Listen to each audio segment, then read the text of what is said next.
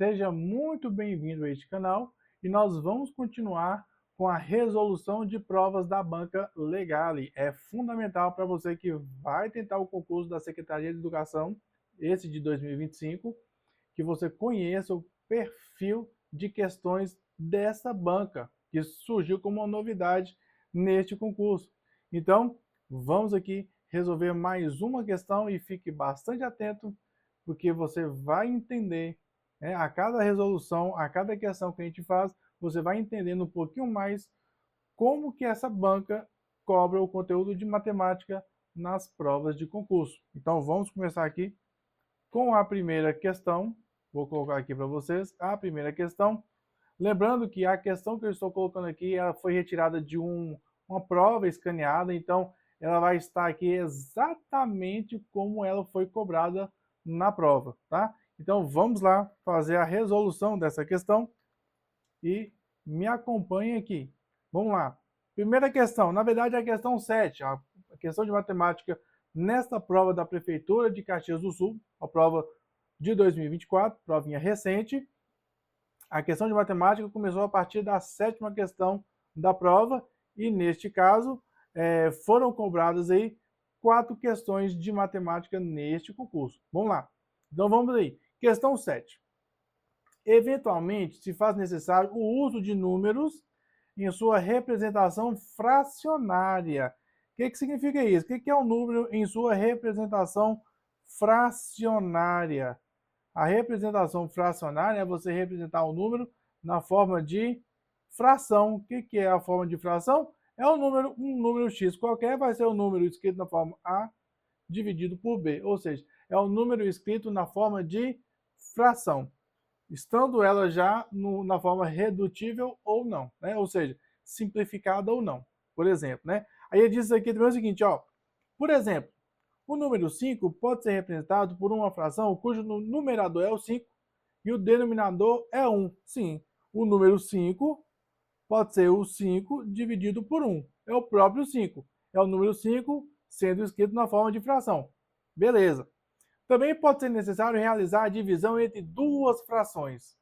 Sim, nós podemos dividir duas frações, né? Você vai lembrar que uma fração A sobre B dividido por C sobre D é a mesma coisa de, na divisão de duas frações, qual é a regra? Conserva a primeira e multiplica pelo inverso da segunda, ou seja, a segunda é a de baixo. Na fração de baixo, o denominador fica na posição de numerador e o numerador vai para a posição de denominador aqui na hora de multiplicar. Ou seja, a regra é conserva a primeira e multiplica pelo inverso da segunda. Tá bom, entendi. Estou entendendo o enunciado da questão agora. Tá, vou apagar isso daqui. Continuando. Considerando a divisão de 2/6 por 1/3, qual das alternativas traz respectivamente o numerador da fração resultante dessa divisão e o seu denominador após a simplificação? Tá, vamos devagar, né? Vamos ler com bastante cuidado. Então, olha só, considerando a divisão, então nós temos a divisão. Se nós temos a divisão, vou colocar a divisão como sendo aqui, ó, o símbolo da fração. Nós temos uma divisão de 2/6, então eu vou colocar aqui, ó, 2/6 por 2/6 estão aqui, 2/6 por dividido por, olha aqui, ó, 1/3. E 1/3 vai ficar aqui, ó, 1/3.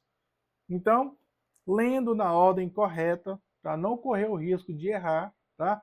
É muito fácil errar esse tipo de coisa, tá? Então, a divisão é de 2/6 por 1/3. Beleza. O numerador da fração resultante dessa divisão vai ser o quê? O que nós temos aqui? Nessa divisão, você vai lembrar que nós conservamos o primeiro é o numerador, que vai ser o 2 sexto. E vamos multiplicar pelo inverso do segundo. Ele inverte de posição.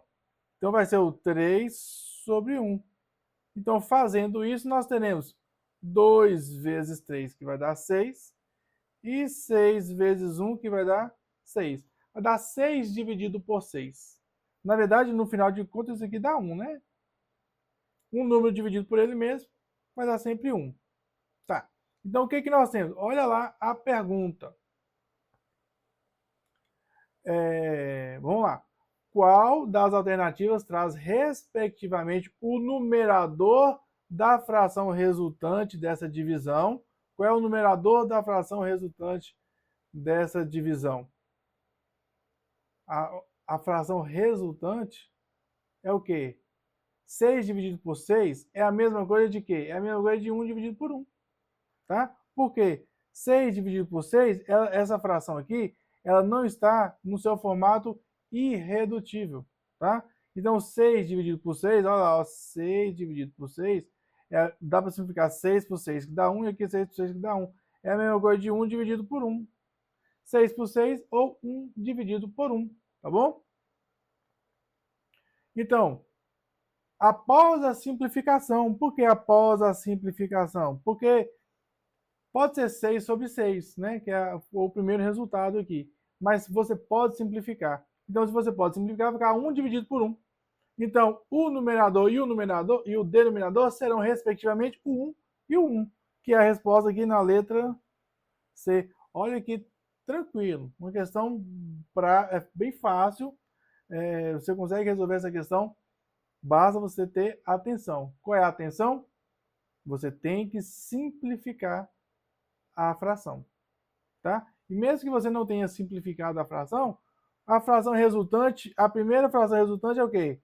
É 6 dividido por 6. Se tivesse uma alternativa, né, por exemplo, vamos supor que a letra E, 6 e 6, muita gente iria acabar marcando ela como alternativa. Por quê? Porque a leitura desatenta faz com que a pessoa esqueça que o resultado que está sendo pedido ali é o resultado após a simplificação. E após a simplificação, o que, que a gente vai obter? 1 dividido por 1, porque o numerador é igual ao denominador. Sobra o quê? Vai dar 1. 1 é o quê? 1 é 1 dividido por 1, tá? O resultado é esse aí. Então, bastante tranquilo, tá explicadinho aí. Primeira questão é uma questão boa de você gabaritar, ruim de você perder, porque muita gente vai acertar, tá bom? Então, vamos aí para a próxima questão. A próxima questão da prova foi a questão 8. Então, vamos embora lá resolver a questão 8 também. Tá lá, ó. Um número pode fazer parte de mais de um conjunto numérico. Sim. Né? Nós temos vários conjuntos numéricos. Reais, inteiros, os racionais e os naturais. Além de conjuntos de números complexos, os irracionais, por aí vai. Mas vamos entender o que a questão está trazendo. Então, por exemplo, considerando os subconjuntos de conjuntos de números reais, o número 1 somente não faz parte dos números irracionais. A partir disso, analise as assertivas. Como assim um número 1? Ele é real, mas ele não faz parte do conjunto de números irracionais. Vamos lembrar o seguinte. Imagine aí. O que é o conjunto de números reais? Todos os números que você provavelmente conhece é um número real, né? Fora dos números reais serão números complexos, que contêm aquela unidade imaginária, o i, tá? Mas eu não estou considerando números complexos aqui, que inclusive não tem no edital. Então, números racionais. Os números racionais, eles são divididos, ele é dividido, primeiramente, entre dois conjuntos, tá? Então, o conjunto de números racionais, o conjunto de números reais, ele é dividido. Lembra aí, o conjunto de números reais, ele é dividido. Por quê? Ele tem o conjunto dos números que são os racionais, e o conjunto de números, que são os irracionais. Como assim? Temos os racionais e os irracionais dentro do conjunto de números reais? Sim. Os números racionais são os números que podem ser escritos na forma de fração. E os números irracionais, eles não podem ser escritos na forma de fração.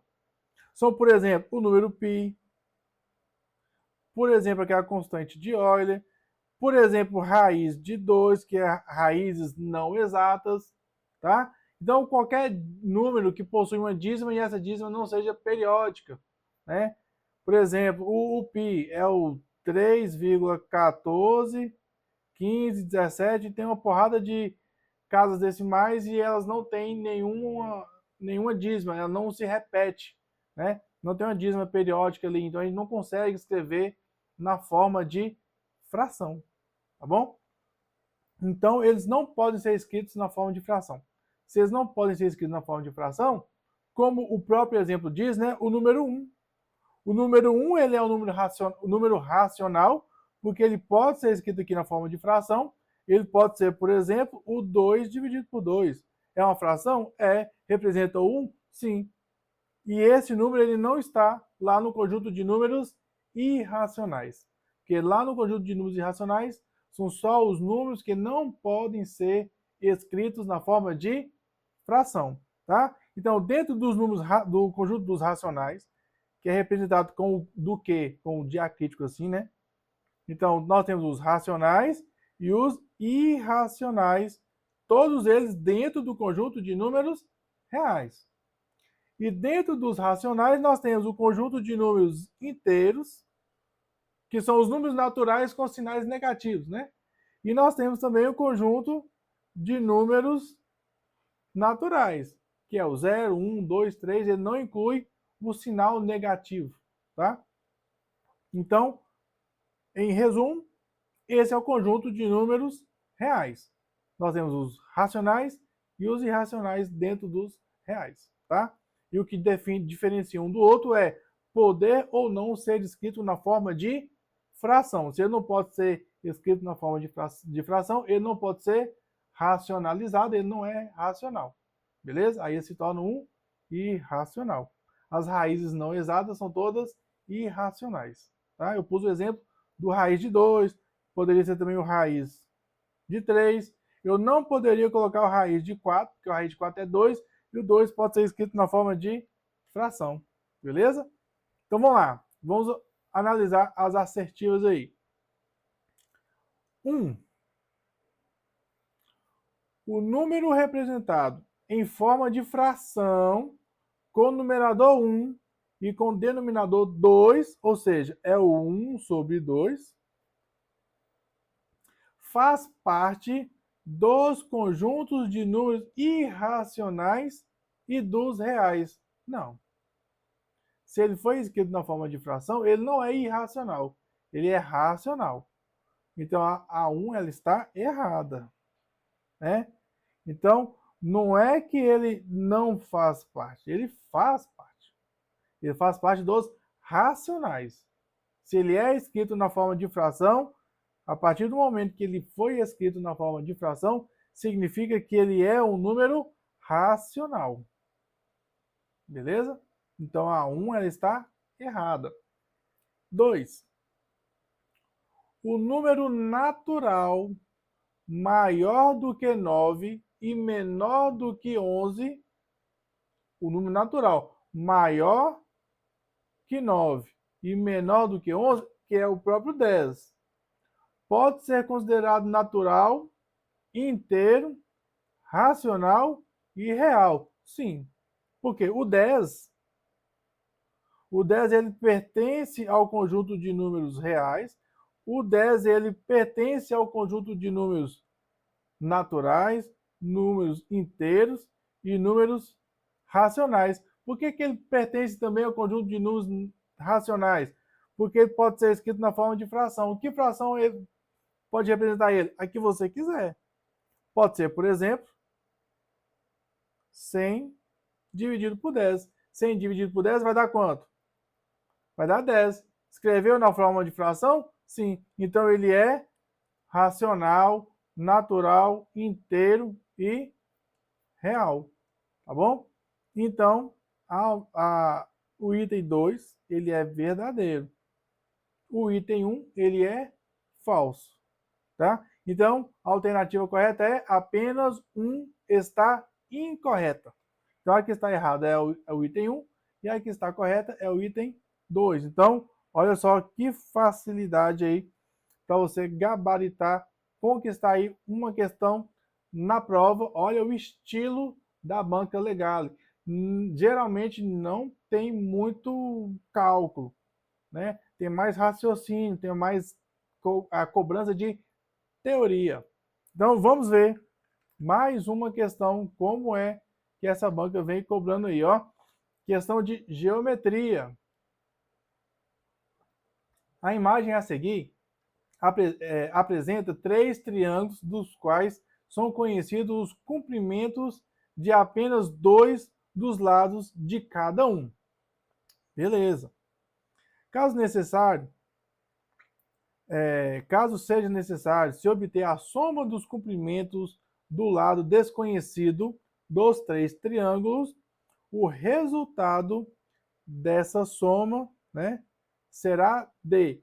O que nós temos aqui? Nós temos 3 triângulos retângulos, tá? Então, nós temos 3 triângulos retângulos. Se nós temos 3 triângulos retângulos, o que você vai pensar? Você vai lembrar automaticamente do teorema de Pitágoras, que é um P. Do teorema de Pitágoras. O que o teorema de Pitágoras diz? O quadrado da hipotenusa é igual à soma dos quadrados dos catetos. Beleza. Quem é a hipotenusa? A hipotenusa é sempre o ângulo oposto ao ângulo de 90 graus. Então, sempre o ângulo oposto ao ângulo de 90 graus vai ser sempre a hipotenusa. Beleza. Sei disso. Como que eu posso resolver essa questão? Pelo teorema de Pitágoras, ou toda vez que vocês ouvirem falar em teorema de Pitágoras, você vai lembrar também que existe uma maneira de facilitar os cálculos, que é através dos números pitagóricos. Como assim através dos números pitagóricos? Os números pitagóricos são os números que o Pitágoras demonstrou a relação métrica aí do triângulo retângulo, a relação dos lados do triângulo retângulo. O que ele fez? Ele fez o seguinte, ele pegou um triângulo retângulo de lados 3, 4 e 5 e criou a demonstração. O que foi a demonstração? Ele colocou aqui um quadrado aqui de lado 5, um quadrado de lado 4 e um quadrado de lado 3. E ele demonstrou que todos os quadradinhos que estão aqui do lado 5, que são 25 quadradinhos aqui, tá? Então essa área aqui é de 25. Ele foi constituído através desse quadradinho aqui de lado 4, né? Então ficou 4 vezes 4, 16. E desse aqui de lado 3, que ficou 3 vezes 3, 9. Aí ele provou que o 16 mais 9, o lado formado pelo lado 4, o quadrado formado pelo lado 4, mais o quadrado formado pelo lado 3, né? 16 mais 9, deu 25. Ah, e aí? E aí que é o seguinte, a partir disso, se esse triângulo for um pouquinho maior, ele continua funcionando da mesma forma. Como assim continua funcionando da mesma forma? Olha só, preste atenção nisso daqui. Então, o que são os números pitagóricos? Você concorda comigo que esse triângulo aqui, ele é semelhante a esse outro grandão. Os lados só aumentaram de valores, mas ele continua tendo o mesmo formato, as mesmas relações. A mesma coisa acontece se ele for menor. Então, o que eu quero que você entenda com isso? Eu quero que você perceba o seguinte, que a partir dos números pitagóricos, né, de hipotenusa valendo 5, cateto valendo 4 e cateto valendo 3. Então, se eu tenho um triângulo em que a hipotenusa é 5 e um cateto é 4, o outro vai ser 3. Ou se um cateto é 3, o outro vai ter 4. Mas da mesma forma acontece que se a hipotenusa for 10 e o outro cateto for 8, automaticamente o próximo cateto será 6. Por quê? Porque o triângulo só ficou maior. Mas as relações entre eles, a proporção continua a mesma, certo? A mesma coisa ocorre se o triângulo ficar menor. Então, se eu tenho um triângulo em que a hipotenusa mede 2,5 e outra mede 2, lógico, e outro cateto mede 2, lógico que o outro lado vai ser 1,5. Por quê? Eu estou tornando ele metade do valor. As arestas, né, as laterais, serão metade dos valores. Então, elas seguem na mesma proporção. Tranquilo isso, tá? Então, através dos números pitagóricos, você vai conseguir resolver várias questões. Então, olhe para esses triângulos agora e você vai olhar com outro olhar, tá? Então, você vai olhar da seguinte maneira, olha só. Vou pegar esse daqui primeiro. Vou pegar esse lado aqui, ó. Vou chamar de A. Então, A vale quanto? Então, nós temos aqui um triângulo retângulo em que a hipotenusa mede 10, o cateto mede 6. Lógico que pelos números pitagóricos, o outro cateto vai medir 8. Por que 8? Números pitagóricos. Onde você está enxergando números pitagóricos aí? Olha só, nesse triângulozinho aqui, ó. Vou chamar esse lado aqui de B. B vale quanto? Se a hipotenusa vale 5 e um cateto vale 4, automaticamente o outro cateto vai valer 3. Por quê? Esse é o clássico. Esse é o triângulo retângulo clássico. Esse foi o que o Pitágoras utilizou para demonstrar o seu teorema lá, né? Que funcionou. Agora, para não parecer que está tão fácil assim, olha esse terceiro triângulo aí. O terceiro triângulo, ele é um pouquinho diferente. Por que ele é um pouquinho diferente? Ele simplesmente traz números decimais para você trabalhar com ele aí, tá? Mas o lado oposto ao ângulo de 90 está aqui, vale 7,5, então a hipotenusa vale 7,5, né? 7,5. Eu já tenho um cateto que vale 4,5. Então, se eu sei que um cateto vale 4,5, qual é a relação que eu vou pensar aqui? Como é que eu vou fazer isso daqui? Ó, se trabalhar com número decimal ficou ruim para você, o que você pode fazer? Olha a dica. Dica simples. Esquece a vírgula um pouco. Por um instante, esqueça a vírgula. Se fosse 75, nossa, mas a hipotenusa 75 ficou muito grande. Tá, mas a hipotenusa que você conhece, lá do triângulo pitagórico, lá dos números pitagóricos, né, no teorema de Pitágoras, é esse que vale 5. Ah, mas de 5 para 75 é o quê? É 15 vezes maior. Tudo bem.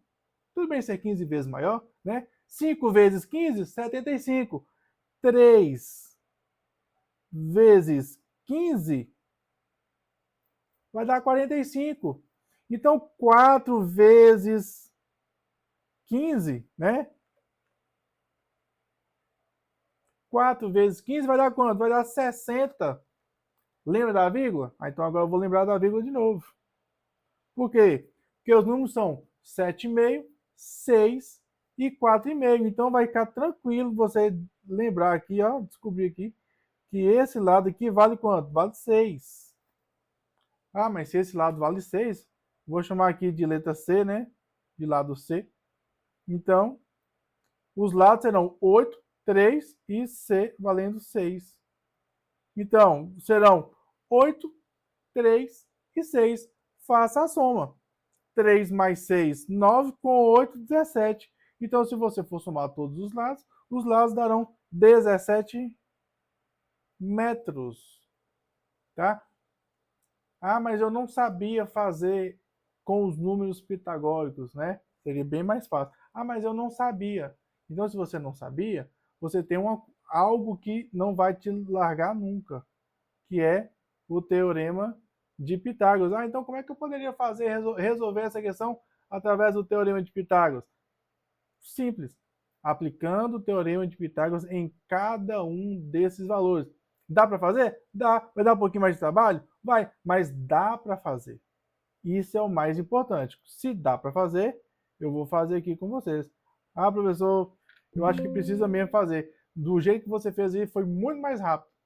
Mas era só olhar, eu consigo encontrar os valores. Mas eu preciso fazer através do teorema de Pitágoras. Então, vamos ao teorema de Pitágoras aqui, ó. Lembrando que o quadrado da hipotenusa é igual à soma dos quadrados dos catetos. Beleza. O que eu vou fazer? Vou fazer aqui, ó. Vou fazer com o primeiro. Com 1. Então tem a hipotenusa vai ser sempre o lado oposto ao ângulo de 90 graus. Então vai ser o quadrado da hipotenusa, que vale 5, é igual ao cateto ao quadrado, mais o outro cateto ao quadrado, que vale 4 ao quadrado. O que eu vou ter? 5 ao quadrado vai dar 25, que é igual o cateto ao quadrado, mais o 4 ao quadrado, que vai dar 16. Esse 16 eu vou trazer para o primeiro membro negativo, então vai ficar 25 menos 16, que é igual a cateto ao quadrado. E isso quer dizer que o cateto ao quadrado vai ser 25 menos 16, que vai dar 9. Que nunca elevado ao quadrado vai dar 9. O 3 e o menos 3, mas como nós estamos falando de distância, não existe distância negativa, não existe lado negativo. Então vai ser só o número positivo. Então, que o número que é elevado ao quadrado vai dar 9? O 3. Então, isso significa que o cateto aqui vale 3. Beleza. Vou para o segundo, tá? O segundo triângulo.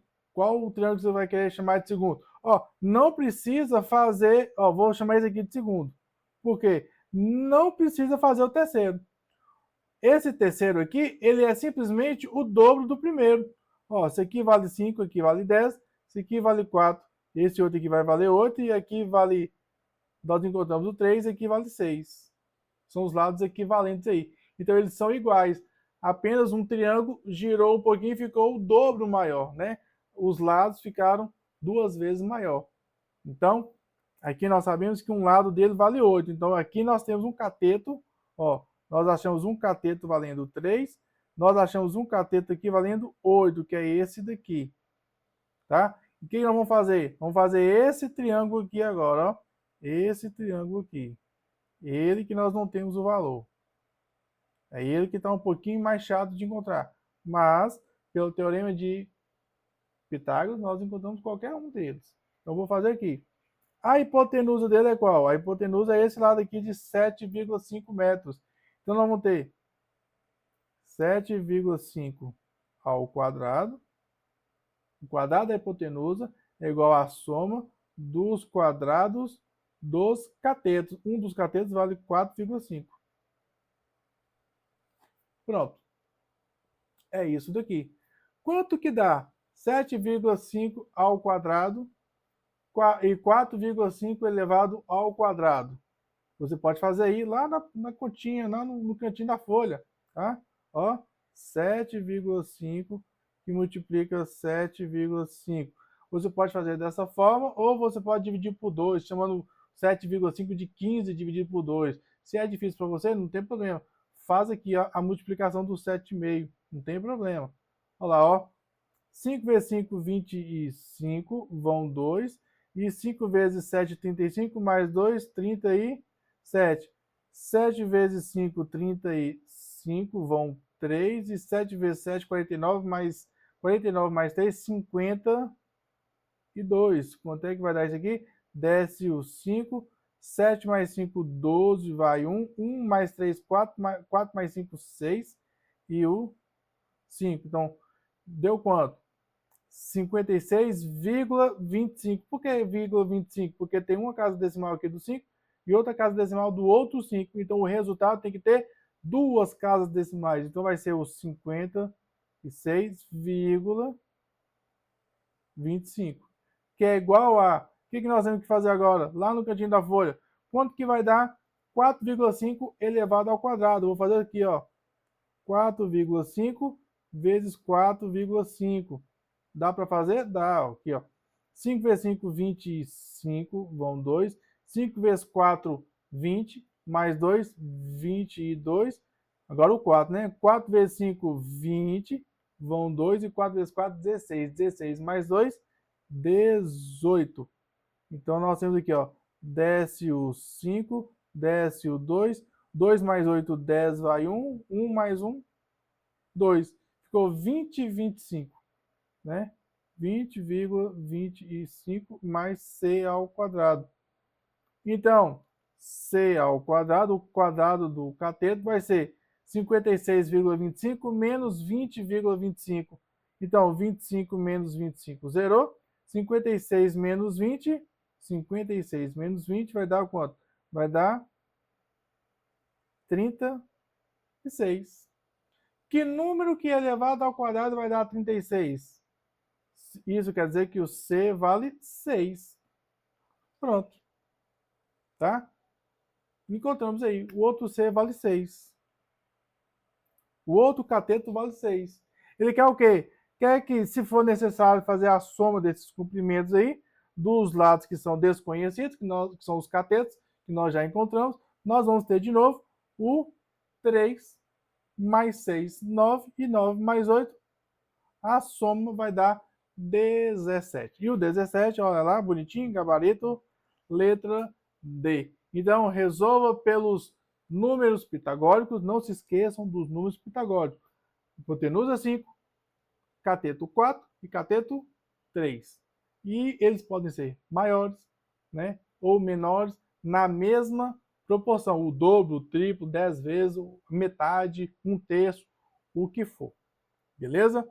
Então, tá aí, tá explicado mais uma questão. Vamos para a próxima, e nesta prova, essa é a última questão que caiu na prova. Questão 10.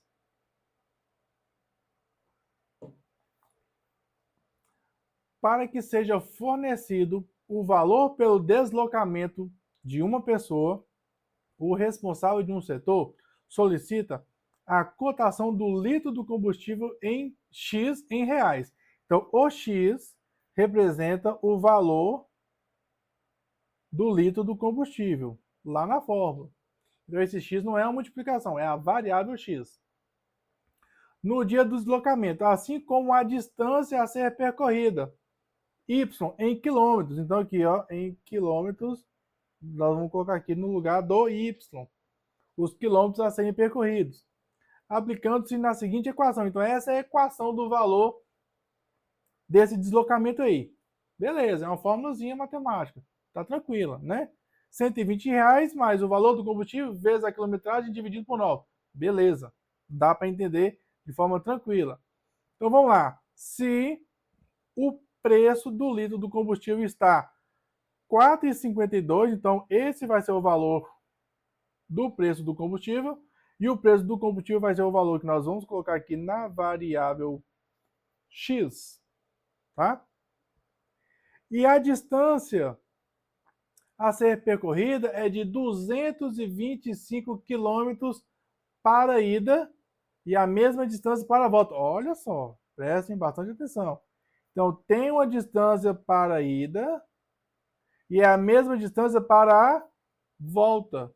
Então, se vai e volta, esse percurso ele terá que ser calculado o quê? O dobro. Então, você não vai utilizar 225. Por quê? 225 é para ir, mas a distância de ir é a mesma distância de voltar. Isso significa que, então, que nós vamos utilizar aqui na distância 225 vezes 2, que vai dar 450. Então, 450 vai ser a quilometragem, o valor Y, lá, esse Y ficou feio, né? O valor Y lá da fórmula. Nós vamos utilizar quanto? 450, tá? Então, o valor será de, vamos lá, o valor vai ser de R$ 120, que está aqui, mais, né, tá somando, mais o valor X do combustível. O combustível lá deu 4,52, deve ser etanol, né? Que multiplica, aqui não aparece o sinalzinho da multiplicação, mas se não aparece entre letras, significa que é a multiplicação, né? Vezes uma fração em que o numerador vai ser a quantidade de quilômetros, 450. Por que 450 e não 225? Porque 225 é para ir. E aqui ele está considerando que ele vai e volta. Considera a ida a mesma distância da volta. Então, é o dobro. Então, 450 e não 225. Beleza? Dividido, isso aqui é tudo dividido por 9. Ficou ótimo. Porque o valor vai ser de 120 mais R$ 4,52, que multiplica 450 dividido por 9. Olha só como é que ficou bom. 45 dividido por 9 vai dar quanto? Vai dar 5, né? Porque 5 vezes 9, 45. Porém, tem um zero aqui, então não é 5, são 50. Então, o resultado daquela fração é 450 dividido por 9, 50. O que a gente precisa fazer? Lá no cantinho da folha, 4,52 vezes 50. Quanto é que vai dar isso? Ó, 0 vezes 2, 0, 0 vezes 5, 0, 0 vezes 4, 0. 0 vezes qualquer valor é 0. Agora o 5. Então vamos lá. 5 vezes 2, 10, vai 1. 5 vezes 5, 25. 25 mais 1, 26, vão 2. E 5 vezes 4, 20 mais 2, 22. Tá? Agora, quanto é que vai dar isso daqui? Desce o 0, desce o outro 0, 0 mais 6, 6, 2 e o 2. 226. 226 é o número que tem que ter quantas casas decimais aqui? Né? Ó, tem a casa decimal do 5 e a casa decimal do 2. Então, esse 0 e esse 0 aqui ficam após a vírgula. Então, vai dar 226. 226 e esse 0 à direita após a vírgula é desnecessário. Então, por isso que eu estou usando só o 226. Então, o valor a ser pago ali vai ser de 120 mais 226. Então, o valor a ser pago ali vai ser 120 mais 226, vai dar R$346. Essa é a resposta. 346 é a resposta lá, bonitinho, da alternativa da letra A. Olha só como foi uma questão bastante tranquila que a banca Legale cobrou no concurso de prefeitura da Prefeitura de Caxias do Sul do ano de 2024. Nós resolveremos várias provas aqui nesse canal, então fique atento, seja inscrito, que você vai acompanhar aqui a resolução de muitas provas de matemática da banca Legale para que você tenha acesso e esteja familiarizado com o perfil dessa banca na sua prova lá na hora do seu concurso. Até mais!